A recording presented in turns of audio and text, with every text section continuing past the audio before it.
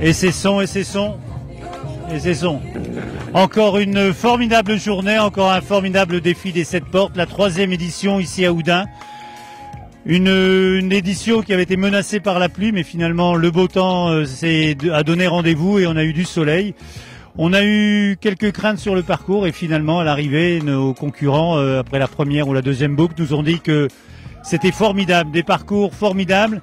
Donc ça nous enthousiasme pour l'année prochaine puisqu'il y a eu un passage de clé avant le premier départ ce matin à 8h30 et annonce faite que l'édition 2026 se déroulera à Olin, lieu mythique des 6 heures de l'écho. Donc il y a des grandes choses à imaginer, il y a des beaux parcours et je pense qu'il y aura encore foule, il y aura encore du monde et mon petit doigt me dit qu'on pourra peut-être frôler les 3000 participants, on pourra ouvrir et augmenter la jauge.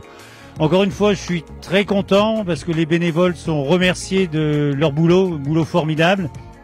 Nos partenaires, encore une belle édition, le défi des 7 portes mérite son succès et big up à Fabien Rollin qui a imaginé il y a 3 ans cette belle aventure.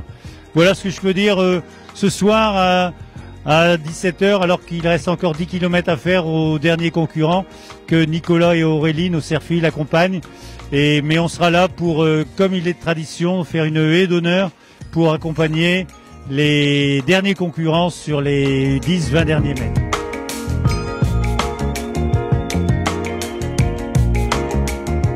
Alors c'est un succès sportif, comme on dit, c'est une épreuve sportive avant tout, parce qu'il s'agit de courir ou marcher à son allure 7, 14, 21 ou 42 km.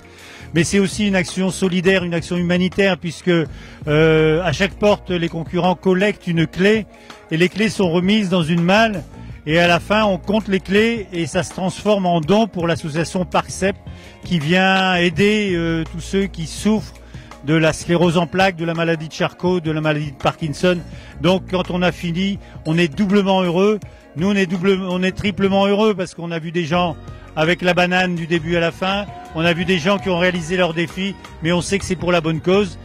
Et puis si quelques-uns ont eu quelques douleurs, le médecin vient nous le dire, il y a eu quelques petits bobos, 2 fois rien.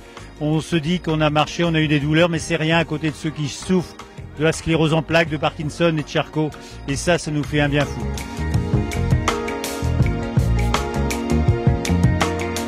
Alors bien sûr, c'est une épreuve comme beaucoup d'autres compétitions et manifestations ne peuvent se dérouler sans l'appui de sponsors, de partenaires.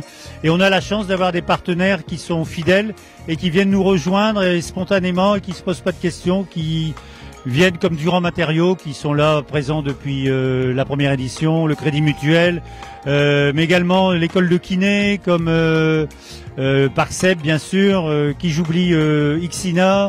Les frères Lebrun et fils à Bruyères-en-Artois et qui ont d'ailleurs relayé de façon formidable sur les réseaux sociaux. Donc merci à nos partenaires. On va les retrouver sur les réseaux sociaux, sur Facebook, que j'ai la chance d'animer avec le plus grand bonheur. Donc vous le savez, sans bénévoles et sans partenaires, rien n'est possible. Donc un super grand merci à eux.